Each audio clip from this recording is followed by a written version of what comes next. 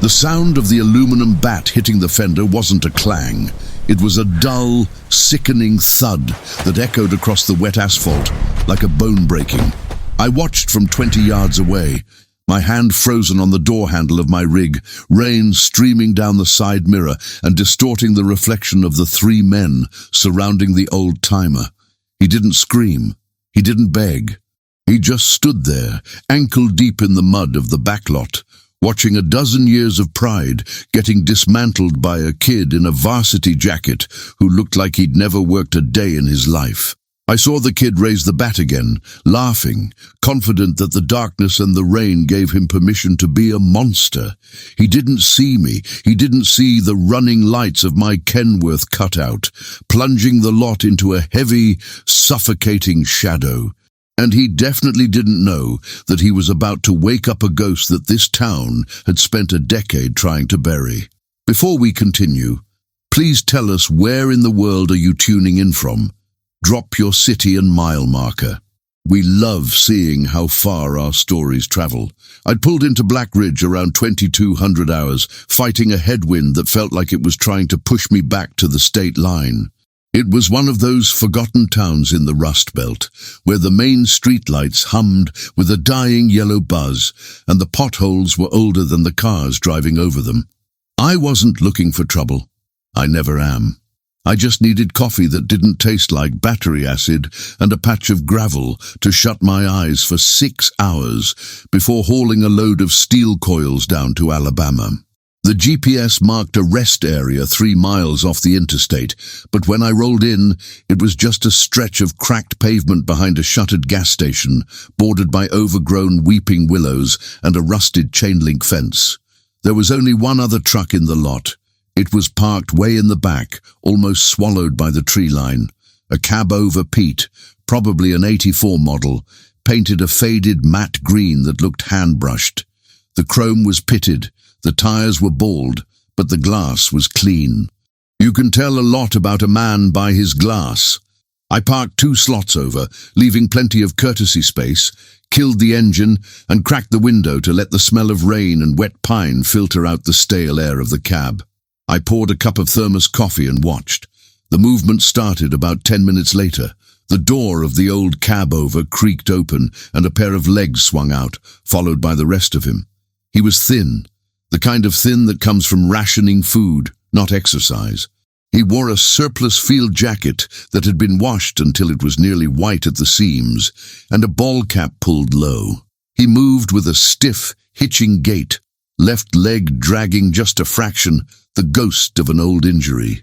He didn't look at me. He walked to the back of his trailer, unlatched a small toolbox, and pulled out a rag. For the next 20 minutes under the drizzle, he polished the fuel tank. It was a ritual. I've seen it 1,000 times. Men who have lost everything else, holding on to the one machine that defines them. He wasn't cleaning dirt. He was maintaining dignity. I felt that familiar tug in my chest, that recognition of a fellow traveler who had been chewed up by the miles. I thought about grabbing my spare sandwich and walking over, maybe offering a nod, but the code says you let a man be unless he asks. So I stayed put. Then the headlights swept across the lot. 2 pickup trucks, lifted high on mud tires, pristine paint jobs gleaming under the high beams. They didn't roll in like drivers looking for rest. They came in hot, engines revving, tires kicking up gravel spray that peppered the side of my rig. They circled the lot once, like sharks scenting blood, before cutting the wheels and skidding to a halt right in front of the old green cabover. The music thumped, heavy bass that rattled my dashboard. Doors flew open, 4 of them spilled out. Locals, early 20s. Expensive boots, clean jeans, loud voices. "Hey, Pops!" one of them shouted, kicking a crushed soda can toward the old man. "I thought the sheriff told you to clear out." The old man didn't look up. He kept polishing the tank, slow, rhythmic circles. "You deaf, old man?" The leader stepped forward. He was big, wearing a Letterman jacket that was too tight, jaw set in that permanent sneer of someone who's never been punched in the mouth. "This ain't a homeless shelter. My dad's buying this lot next month. We don't want your scrap metal leaking oil on the pavement." I sat up straighter. My hand drifted to the dashcam mount, angling it slightly. Just in case. The old man finally stopped. He turned slowly, rag in hand. "I'm parked legal," he said. His voice was gravel, low, dry, used to silence. "Public lot, 24-hour limit. I've been here 6. "Legal?" The leader laughed, looking back at his buddies. "You hear that? The hobo knows the law." He stepped closer, invading the old man's space. "See, the thing is, nobody cares about legal here. We care about property values. And you're bringing them down." I watched the old man's posture. He didn't back up. He shifted his weight, centering it. He knew trouble. He'd seen worse than these boys, but he was frail. I saw the tremor in his hand, not from fear, but from age. "I'm leaving in the morning," the old man said quietly. "You're leaving now." The leader reached out and slapped the rag from the old man's hand. It landed in a puddle. That was the line. I unlocked my door. The click was loud in the sudden silence of the cab, but the rain masked it outside. I didn't open it yet. I wanted to give them a chance to walk away. I wanted to believe they were just blowing off steam. But then the second guy, a wiry kid with a buzz cut, walked over to the old cabover and kicked the fender. Thud. "This thing even run?" Buzzcut laughed. "Or do you just push it from town to town?" "Don't touch the truck," the old man said. There was a sudden steel in his voice that cut through the rain. "Or what?" The leader shoved the old man. It wasn't a hard shove, but on the slick pavement, with that bad leg, it was enough. The old veteran stumbled back, his boots slipping, and he went down hard on one knee. He groaned, clutching his hip. "Look at him," the leader sneered. "Pathetic." He turned back to the truck. "Let's help him pack up, boys." Buzzcut reached into the bed of his pickup and pulled out an aluminum baseball bat. That was the escalation. That was the moment the situation changed from a verbal dispute to something that couldn't be undone. The strategic situation had shifted. A weapon was in play against a grounded opponent. I didn't think. I moved. I pushed the door open and stepped onto the running board. The cold rain hit me instantly, soaking my shirt, but I didn't feel it. I felt the heat rising in my neck, the familiar tightening of muscles that knew exactly what had to happen next. I dropped to the gravel, my boots crunching loud and heavy. "Hey!" My voice boomed across the lot. It wasn't a shout, it was a command. The leader froze. Buzzcut lowered the bat slightly. They all turned. They saw a silhouette emerging from the rain, 6'4" of trucker, wide shoulders blocking out the floodlight from the station ruins. "You boys lost?" I asked, walking steadily toward them. I didn't rush. Rushing looks like panic, walking slow looks like judgment coming. The leader sized me up. He saw the grease on my jeans, the size of my arms, but his ego was writing checks his eyes couldn't cash. "This ain't your business, driver. Go back to sleep." "It became my business when you put a weapon in your hand," I said, stopping 10 feet away. I looked at the old man. "You all right, partner?" The old man nodded, struggling to stand. "I'm fine. Don't get involved, son. They're just local noise." "Noise usually knows when to shut up," I said, eyes locked on the leader. "Put the bat away. Get in your trucks. Leave. Now." The leader's face twisted. He felt humiliated in front of his crew. He couldn't back down now. "Or what? You gonna make us? You're just another fat steering wheel holder." "Last chance," I said softly. The leader nodded at Buzzcut. "Teach him a lesson, Heavy." Buzzcut grinned and stepped forward, swinging the bat loosely. "You should have stayed in the cab, old man." He swung. It was a telegraphed, clumsy swing, aiming for my ribs. He expected me to flinch or back away. I didn't. I stepped into the arc, jamming the space. My left forearm blocked his wrist, stopping the momentum dead before the bat could generate power. The shock on his face was satisfying. I grabbed his collar with my right hand, twisted my hips and swept his leg. He hit the wet asphalt with a splash that sounded like a sack of cement being dropped from a second-story window. The bat skittered away into the dark.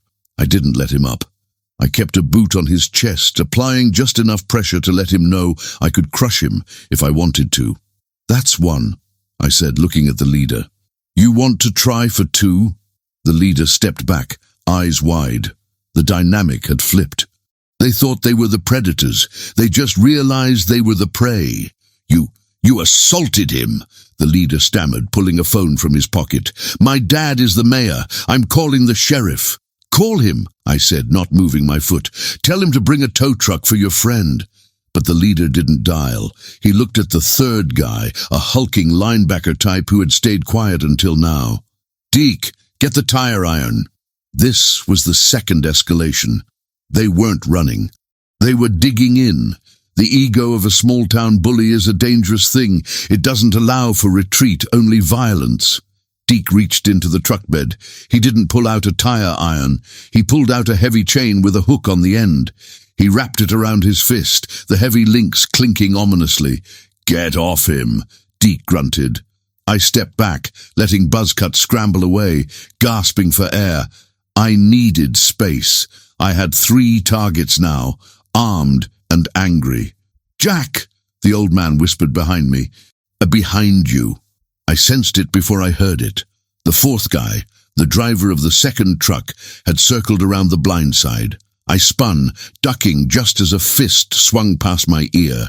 I drove an elbow back, connecting with a solid thud into a diaphragm. The sneaker grabbed his stomach and folded, but the distraction cost me. Deke lunged, swinging the chain. The heavy metal links lashed across my shoulder, biting through my jacket. Pain flared, hot and sharp. I stumbled back, boots slipping on the slick oil and mud. Get him! The leader screamed. They were swarming now. The pack mentality took over. I blocked a kick, took a punch to the jaw that tasted like copper, and shoved Deke back. But I was on the defensive. I was big, but 3-on-1 in the mud is a losing game unless you change the equation. I needed to change the environment. I backed up toward the old man's truck, putting the steel of the grill behind me so they couldn't circle. Get inside, I told the old man without looking back. I ain't running, he growled. Suddenly, the old man wasn't just a victim. He moved. He didn't run away. He reached into his toolbox. He pulled out a massive, rusted wrench, the kind used for lug nuts on split-rim wheels. I said. The old man stepped up beside me, holding the wrench like a soldier holds a rifle. Get off my land. The leader laughed, but it was nervous now. Your land. You're squatting in a parking lot, bum. You have no idea where you are, do you? The old man said.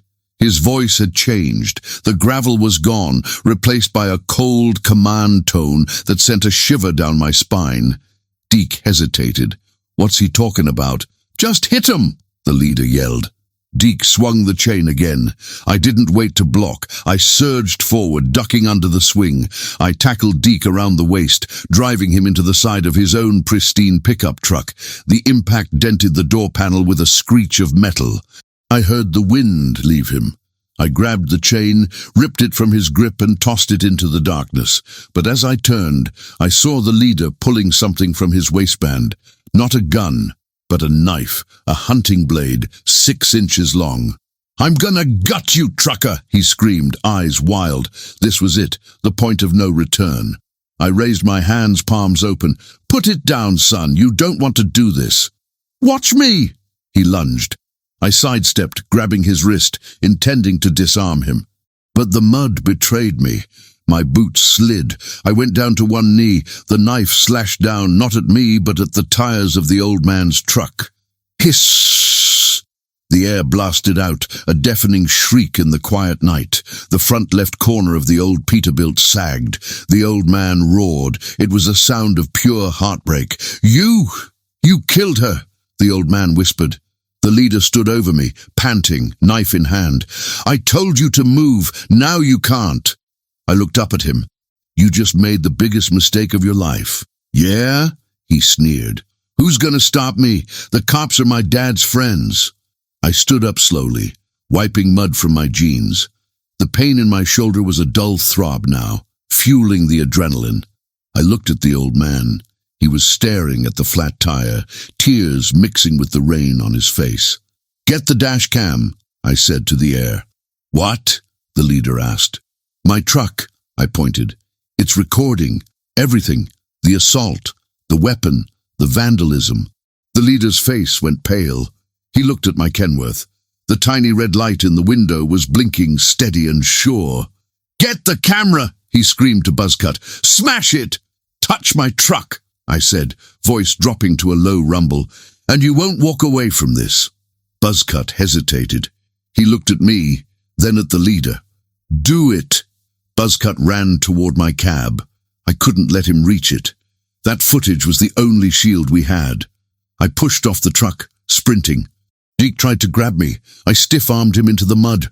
I caught Buzzcut halfway to my rig. I grabbed the back of his jacket and yanked him backward. He flew, landing hard on the gravel. But the leader was moving toward the old man with the knife. "If I can't drive it out," the leader yelled, "I'll burn it out." He was going for the fuel tank, the very tank the old man had been polishing with such care. "No," the old man shouted. He stepped in front of the tank, shielding it with his fragile body. The leader raised the knife, not to stab, but to threaten. "Move, old man!" I was 20 feet away, too far. "Hey!" I roared, desperate to draw his focus. Then a sound cut through the rain. A siren, no, an air horn, not mine, not the old man's. A deep, resonant blast from the road. Then another, then 3 more. Headlights swept the lot. Not 1 pair, 6 pairs. A convoy had pulled off the highway. They must have seen the commotion, or maybe they just knew. The leader froze, knife in the air. I stopped. I looked at the entrance. The trucks weren't just parking. They were blocking the exit. "Looks like the cavalry arrived," I said, breathless. But the leader didn't drop the knife. He grabbed the old man by the collar, pulling him close, blade pressed against the old field jacket. A hostage situation. "Back off," he screamed at the approaching lights. "I'll cut him. I swear I will." The escalation had peaked. He was trapped, desperate and dangerous. I stood there in the rain, hands balled into fists, measuring the distance. 12 feet. He had a blade. I had nothing but rage and momentum. "Let him go," I said. "Get back." I took a step. "You hurt him, and there isn't a hole deep enough on this earth for you to hide in." The leader's hand shook. The blade nicked the old man's neck. A drop of dark blood welled up. That was it. Talk was over.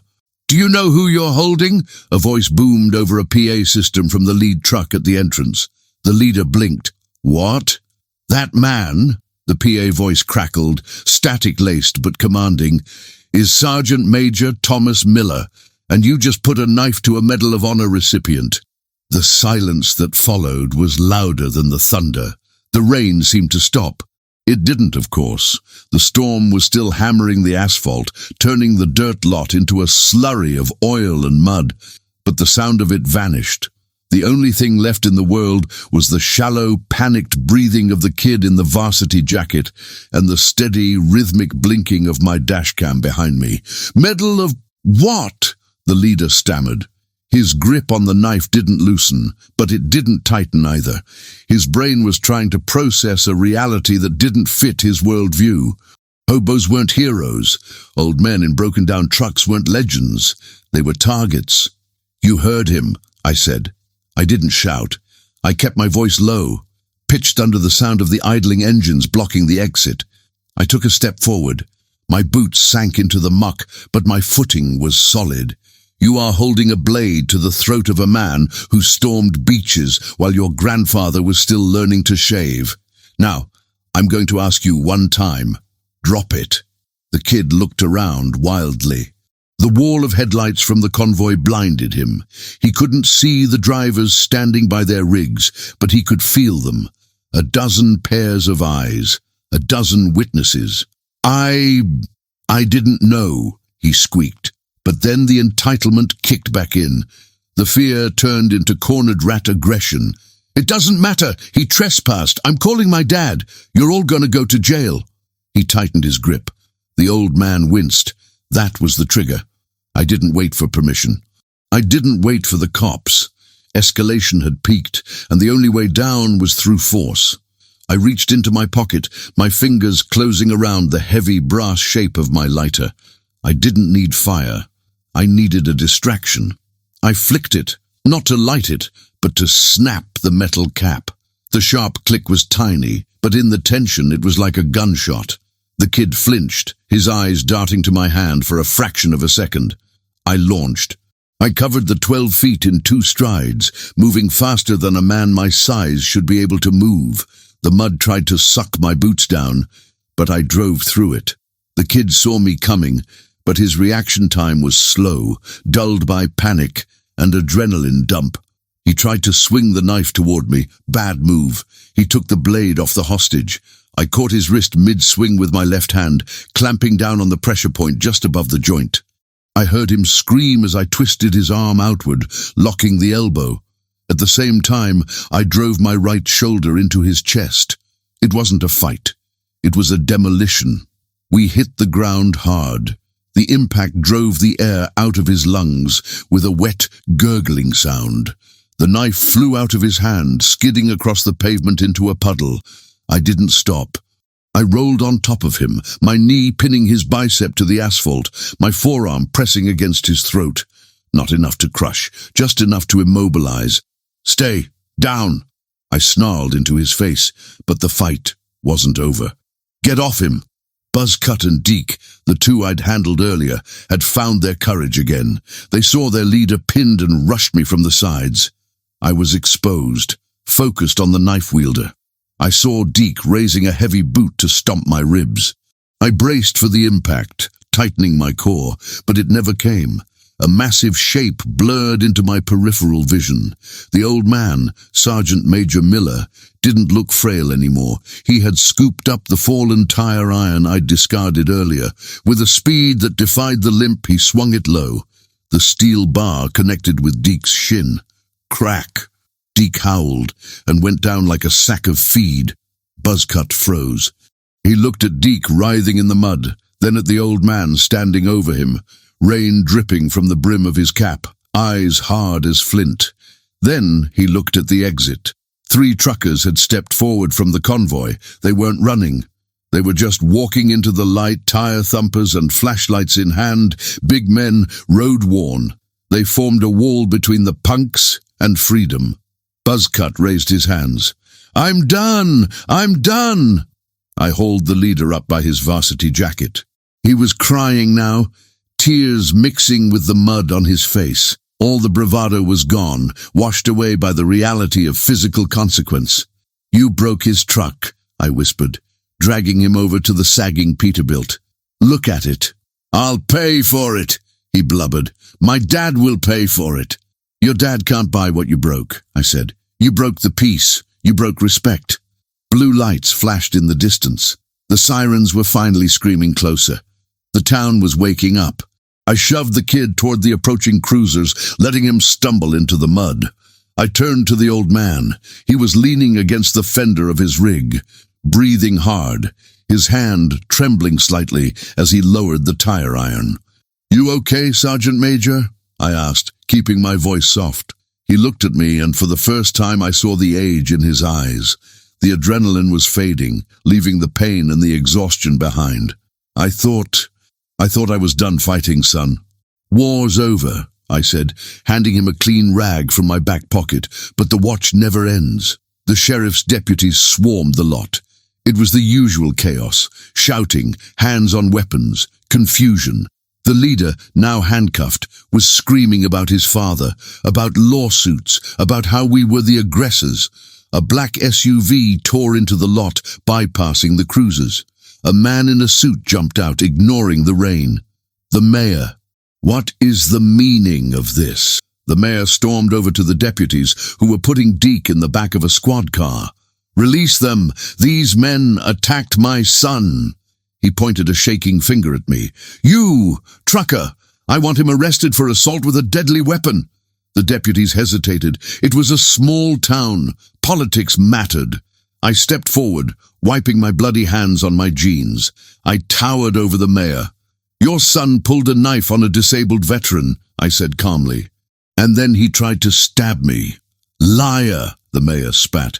"My boy is a scholar athlete. He doesn't carry knives. It was self-defense against transients." He turned to the sheriff. "Arrest him and impound that piece of junk truck." Escalation again. The lie was the weapon now. "Sheriff," I said, not looking at the politician. Before you do anything, you might want to look at the evidence. I pointed to my Kenworth. Dashcam, 4K resolution, audio and video. It's all there, the threats. The vandalism, the weapon, and the part where your son held a blade to a Medal of Honor recipient's throat. The mayor froze. What did you say? The sheriff looked at me, then at the old man. He squinted through the rain. He walked closer to the old cabover, his flashlight beam cutting the dark. It landed on the old man's face. The sheriff stopped. He went rigid. "Mr. Miller," the sheriff whispered. The old man straightened up. "Sheriff, I haven't seen you since the parade in '98, the sheriff stammered. He took his hat off, oblivious to the rain. "My daddy served with you in the Tet Offensive. He said you carried 3 men out of the jungle on your back." The mayor looked between them, his face losing color. This is the vagrant? This man," the sheriff said, his voice hardening as he turned to the mayor, "is the only reason half the boys from this county came home from Vietnam. He's not a vagrant. He's a hero." The sheriff turned to his deputies. "Take the boy to the station. Book him. Assault with a deadly weapon. Vandalism. Attempted arson." "You can't do that," the mayor shrieked. "I sign your paychecks." And he signed a blank check to the United States of America for an amount up to and including his life. The sheriff snapped. "Get your son a lawyer, Mr. Mayor.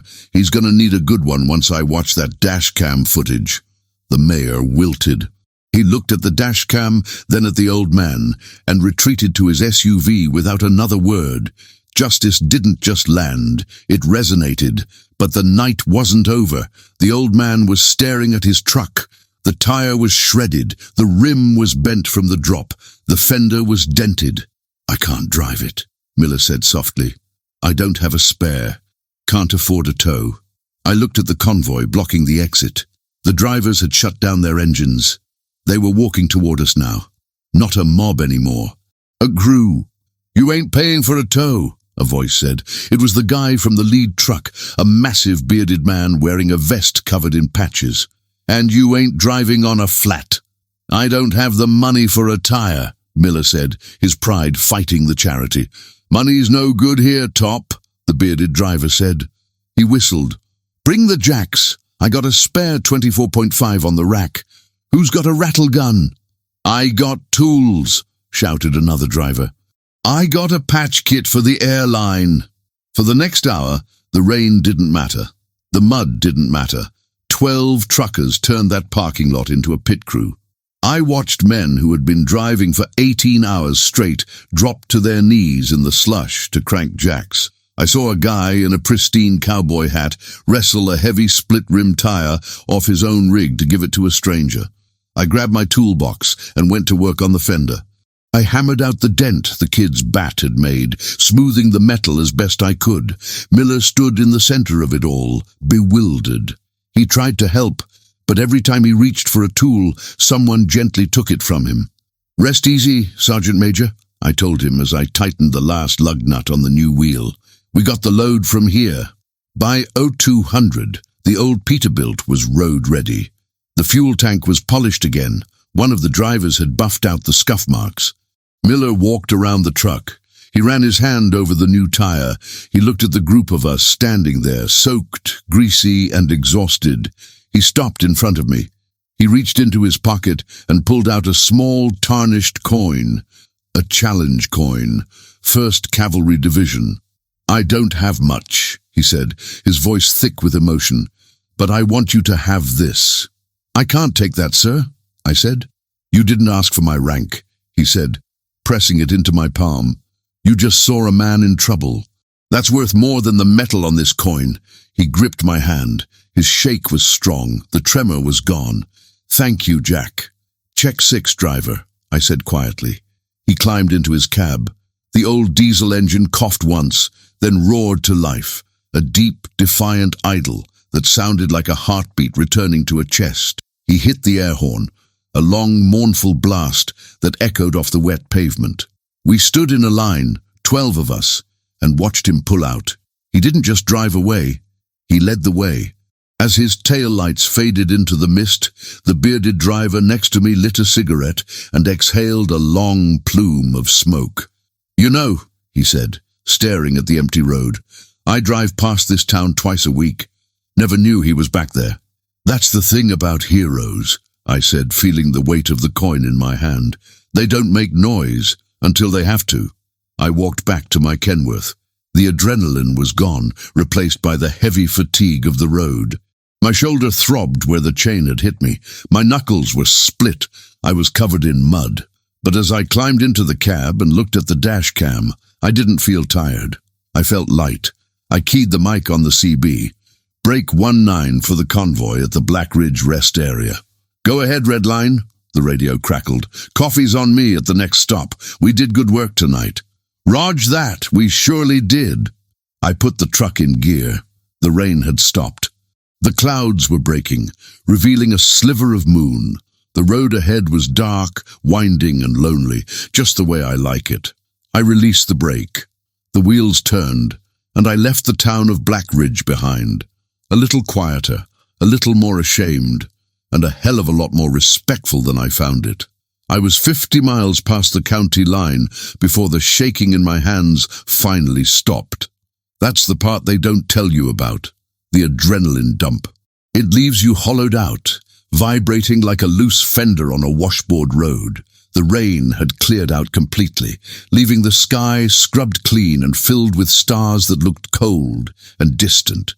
The only sound was the hum of the reefer unit behind me and the rhythmic thrum-thrum of the tires eating up the white lines.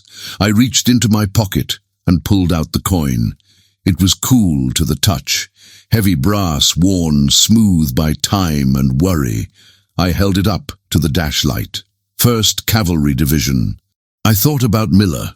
I thought about how he looked standing in the mud, not like a victim, but like a monument that everyone had just forgotten to maintain. We spend our whole lives driving past these towns, past these people, thinking that what we see through the windshield is the whole story. It never is. I placed the coin in the cup holder, right next to my lukewarm coffee. It rattled softly against the plastic, a steady metallic heartbeat in the quiet cab. I didn't save the world tonight. I just helped fix a flat tire and reminded a few boys that actions have prices attached to them. But looking at that coin, I felt something shift in my chest. A little bit of the weight I carry, the memories, the miles, the mistakes, felt a little lighter. The radio crackled with static, some driver 3 states away looking for a smoky report. I didn't answer. I just geared up, watching the headlights cut a tunnel through the dark. Miller was back on the road somewhere ahead of me. I was behind him, and for tonight that was enough. The world is full of dark lots and cold rain, but as long as we keep the lights on and the wheels turning, nobody has to be alone in it. I checked my mirrors one last time, shifted into high gear, and let the big diesel engine pull me toward the horizon. Thank you for watching. And if stories like this one about courage, sacrifice, and second chances speak to you, please consider subscribing to our channel. Your support helps us share more incredible true stories that honor the forgotten heroes among us.